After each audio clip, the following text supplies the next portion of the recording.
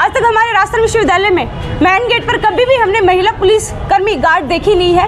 Police आती है, gents आते हैं, वो खड़े रहते हैं, लेकिन इतना बड़ा राजस्थान का सबसे बड़ा विश्वविद्यालय है, महिलाओं की सुरक्षा के लिए कम से कम 2 महिला गार्ड। विश्वविद्यालय में बजट कम नहीं है, लेकिन प्रशासन है वो बजट को लगाते हैं। चाहते कि हम गांव और ढाणियों के बच्चों को आगे बढ़ाने के लिए, उनको वेलफेयर करने के लिए 5% का इस दाखिले में आरक्षण दें, जिनसे उनको 5% सीटें ज़्यादा मिले और वो आकर अपना रोजगार के लिए प्रयास करें और अच्छी एजुकेशन प्राप्त।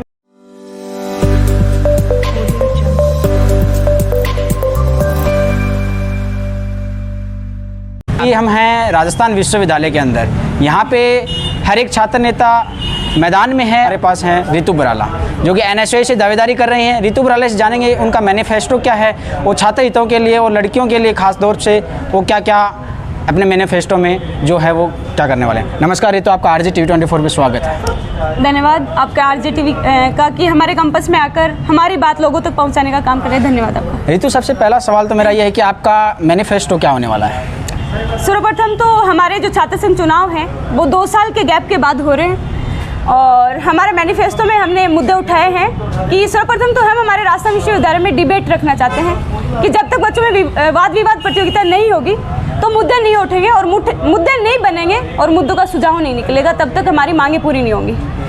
और दूसरा मुद्दा है हमारा कि महिलाएं छात्रावास और बॉयज छात्रावास हैं, उनके मैस वेलफेयर का है कि उनके खाने का जो व्यवस्था है, खाने का जो प्रोटीन है वो बिल्कुल ही लोगों ने एकदम ख़राब कर दिया है, एकदम घटिया टाइप का खाना देते हैं।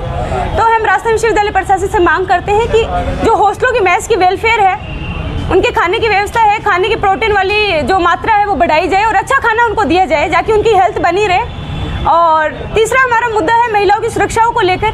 आज तक हमारे राजस्थान विश्वविद्यालय में मेन गेट पर कभी भी हमने महिला पुलिस कर्मी गार्ड देखी नहीं है। पुलिस आती है, जेंट्स आते हैं, वो खड़े रहते हैं, लेकिन इतना बड़ा राजस्थान का सबसे बड़ा विश्वविद्यालय है, महिलाओं की सुरक्षाओं के लिए कम से कम 2 महिला गार्ड तो हो ही सकती हैं। ये हमारी मुख्य मांग है। चौथा हमारा मुद्दा है कि जितने भी राजस्थान विश्वविद्यालय में वाईफाई की सुविधाएं हैं लेकिन इंटरनेट चलता नहीं है, और कैमरे हैं वो ओपन है डिपार्टमेंट्स के, लेकिन कैमरे कभी चालू नहीं रहते क्योंकि कैमरे की व्यवस्थाएं हैं वो बिगड़ चुकी हैं, ऑन कभी किए नहीं जाते, आधे कैमरे वो टूटे फूटे हुए हैं। तो मैं चाहती हूँ कि जल्द से जल्द उन पर सुधार की जाए। और आप देख रहे हो कि अभी आप मेन गेट से आए हैं, तो राजस्थान विश्वविद्यालय का मेन गेट है, उसमें इतना बड़ा खड्डा है कि उसमें गाड़ी हम लोग लेके आते हैं, गाड़ी या कोई भी साधन, हम पैदल भी जाते हैं तो हमारे पैरों तक पानी भर जाता है। तो हमारे राजस्थान विश्वविद्यालय का सबसे बड़ा विश्वविद्यालय, जिसके गेट की स्थिति हम लोग सुधारने के लिए कंटिन्यू हम ज्ञापन देते हैं वीसी सर को, लेकिन हमारी मांग पूरी नहीं होती। तो हम चाहते हैं कि ऐसे छात्र संघ चुनाव, इस बार ऐसे छात्र संघ अध्यक्ष ये छात्र चुने जो इनके नेतृत्व को फुल रिप्रेजेंट करे और जो कंटिन्यू इस कैंपस में मेहनत करता आया है, 6 साल से कंटिन्यू रहा है इनके बीच में, इनकी मांगे सुनी है उसने, उनके मुद्दे उठाए हैं। और मैं यही मांग करूंगी उन सबसे छात्राओं से यही अपील करूंगी, अच्छा नेता चुने और अच्छा इस बार छात्र संघ, मजबूत छात्र संघ अध्यक्ष चुने आप। रितु, मैं एक सवाल और आपसे जानना चाहूँगा कि यूनिवर्सिटी है उसका जो भवन है वो पुराना हो गया, झज्जर पड़ा है। अक्सर हम देखते हैं कि प्राइवेट यूनिवर्सिटीज़ को उनको लगातार रिपेयरिंग होती है, मरम्मत होती है, रंग रगाई होती है हर साल भर से, लेकिन ऐसा इसमें नहीं होता है। तो इसके बारे में आपका क्या कहना है? इसके बारे में मेरा कहना ये है कि हमारे राजस्थान विश्वविद्यालय में बजट कम नहीं है, लेकिन प्रशासन है वो बजट को लगाता नहीं है। तो मैं यही कहूँगी जब तक हमारी डिबेट नहीं होगी, जब तक हम सब स्टूडेंट एकजुट होकर लड़ेंगे नहीं, जब कोई भी क्रांति हम करते हैं, कोई भी मुद्दा हम उठाते हैं, कोई भी प्रदर्शन प्रोटेस्ट करते हैं, जब तक हम छात्र सब एकजुट मजबूत होकर लड़ेंगे नहीं तो कोई भी मांग पूरी नहीं होती।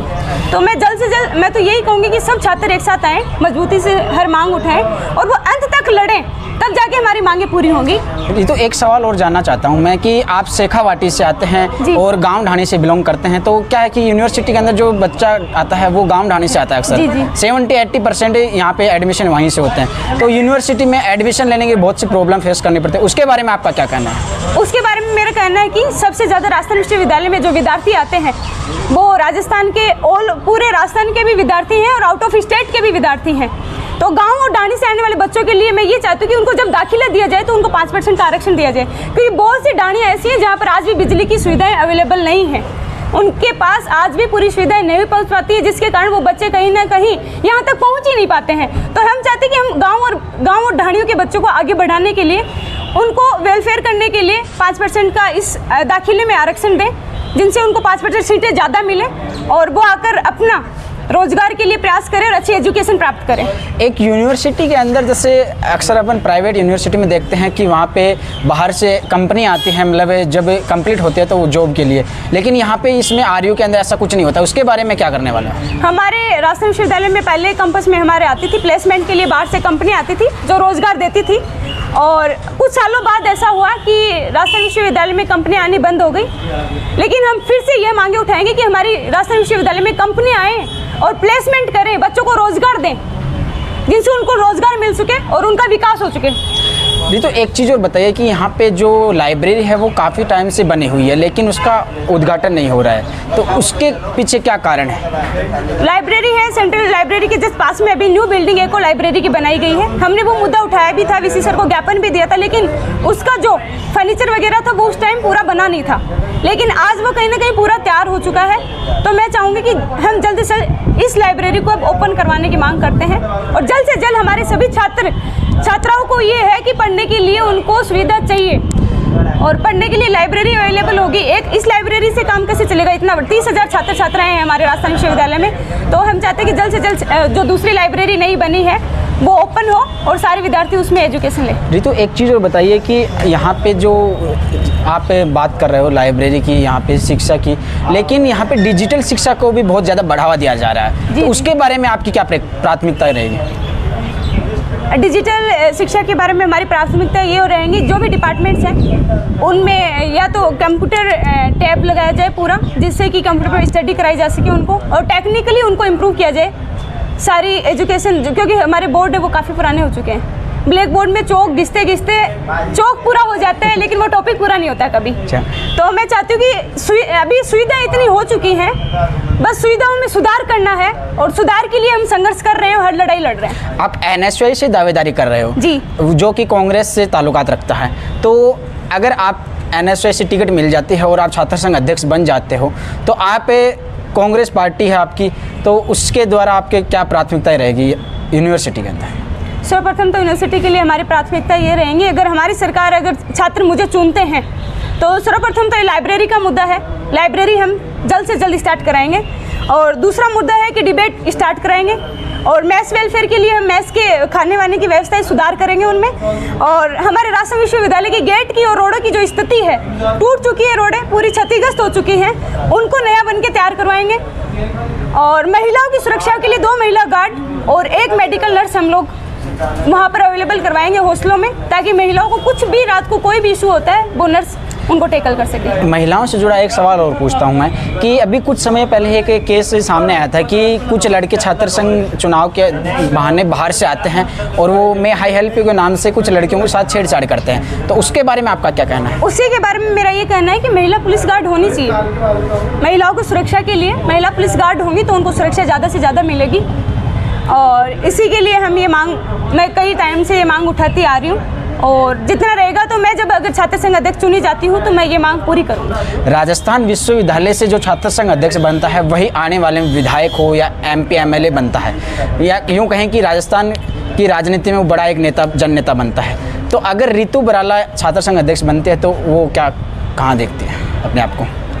ये बात है कि हमारे राजस्थान विश्वविद्यालय जितने भी छात्र संघ अध्यक्ष गए हैं, महासचिव गए हैं, जितने भी हमारे जो राजनीति में अपनी भूमिका निभा के गए हैं, वो राजस्थान का नेतृत्व करते हैं, और मैं भी मानती हूँ कि हम आने वाले टाइम में राजस्थान का नेतृत्व करेंगे। लेकिन जब हमारे सभी बहन और भाई हमें सब साथी में चुनेंगे तब हम उन सब का नेतृत्व करेंगे, वो हमें आगे बढ़ाएंगे तो हम बखूबी उनको आगे बढ़ाएंगे। अब मैं इन सबसे यूनिवर्सिटी कैंपस से हटकर एक सवाल करना चाहता हूँ कि आप शेखावाटी से आते हैं, तो आपकी पारिवारिक पृष्ठभूमि कैसी है? मेरी पारिवारिक पृष्ठभूमि है, मेरे पिताजी हैं वो पेशे से किसान हैं, और मेरी माता है वो गृहिणी है, और हम 2 बहन भाई हैं। मैं राजस्थान विश्वविद्यालय से PG कर रही हूँ, और मैं चाहती हूँ कि जब एक गांव का बच्चा यहाँ की संघर्ष करता है, छात्र संघ चुनाव हो या एक सीट के लिए, दाखिले के लिए वो फाइट करता है, तो उसे काफ़ी स्ट्रगल करना पड़ता है। रितु, ये जो बेबाक तरीके से बोलना है, वो किसान परिवार से आते थे, ये कैसे, कहाँ से सीखा आपने? ये तो देखिए कैंपस में हम रहे हैं कंटिन्यू, और काफ़ी टाइम से मैं हर एक्टिविटी में पार्टिसिपेट किया है मैंने, और एक्टिव भी रही हूँ, और छात्रों के बीच में हम आते हैं, उनकी समस्याएं सुनते हैं। तो ये बेबाक तरीका मुझे इस राजस्थान विश्वविद्यालय से ही मिला है। अच्छा, तो एक चीज़ बताइए, आप शेखावाटी से आते हैं। शेखावाटी से राजस्थान विश्वविद्यालय के अंदर छात्र नेताओं की बात करें तो उत्तम चौधरी हो या फिर जो अंकित धायल हो, दिनेश जी सुंडा हो जो हाल में नवलगढ़ से प्रधान है, राजकुमार जी शर्मा, वो सभी शेखावाटी से बिलोंग करते हैं। तो इसके बारे में क्या कहना है? ज़्यादातर शेखावाटी का दबदबा रहा है, तो इसके बारे में क्या कहना है? इसके बारे में मेरा कहना है कि हाँ, हमारे शेखावाटी की पहचान बनाने के लिए हम ये अपना नाम मतलब हमारे शेखावाटी को आगे बढ़ाने के लिए इन्होंने खूब संघर्ष किया है, तब जाके ये चुने गए हैं। और मैं मानती हूँ कि शेखावाटी के लिए इन्होंने खूब काम भी किए हैं। और ये हमारे सब सीनियर हैं, सब मेरे बड़े भाइयों के समान हैं। और मैं चाहती हूँ ये सब मुझे मिलकर भी सपोर्ट करेंगे और अच्छे काम और करेंगे हम शेखावाटी को आगे बढ़ाने के लिए। अब एक सवाल मेरा और है कि आप अपने प्रतिद्वंदी को कैसे देखते हैं? जैसे ABVP हो या निर्दलीय प्रत्याशी, उनको कैसे देखते हैं? मेरा मानना है कि जो मेरे प्रतिद्वंदी हैं, प्रयास सभी करेंगे। ये छात्र संघ चुनाव लड़ने का अधिकार सभी को है। सब कंटिन्यू अपने अपने स्तर पर खुद को अच्छे से अच्छा रिप्रेजेंट करने की कोशिश करेंगे, क्योंकि सब ये चाहते हैं कि मैं अपना भविष्य सुधारूं और छात्र संघ अध्यक्ष बन के मैं अपनी भूमिकाएं निभाऊं। आखिरी सवाल मेरा है कि आप हमारे चैनल के माध्यम से प्रदेश के युवाओं को और राजस्थान विश्वविद्यालय के 30,000 छात्र छात्राओं को क्या कहना चाहूँगी? मैं अपने प्रदेश के सभी युवा साथियों को ये कहना चाहती हूँ कि अब छात्र संघ चुनाव 26 अगस्त को होने को जा रहे हैं। मैं अपील करती हूँ कि मैं एक किसान परिवार से आने वाली छात्रा हूँ। आप सभी मुझे सपोर्ट करें और जितना हो सके मेरा हौसला बढ़ाने की आप लोग पूरी कोशिश करें। मैं आपके लिए आज भी खड़ी हूँ, आने वाले कल में भी खड़ी रहूँगी और हर लड़ाई आपके साथ मिलकर लड़ूंगी। जय हिंद, जय भारत। तो ये थी रितु बराला जो राजस्थान विश्वविद्यालय से NSOA से दावेदारी कर रहे हैं। अब देखना होगा कि राजस्थान विश्वविद्यालय का किंग कौन होगा। लेकिन आप जुड़े रहिए RJ T24 से। RJ T24 के माध्यम से हम एक छोटा सा अनुरोध करते हैं, आइए जुड़िए, हम समाज को एक नई दिशा देने का काम कर रहे हैं। जय हिंद, जय राजस्थान।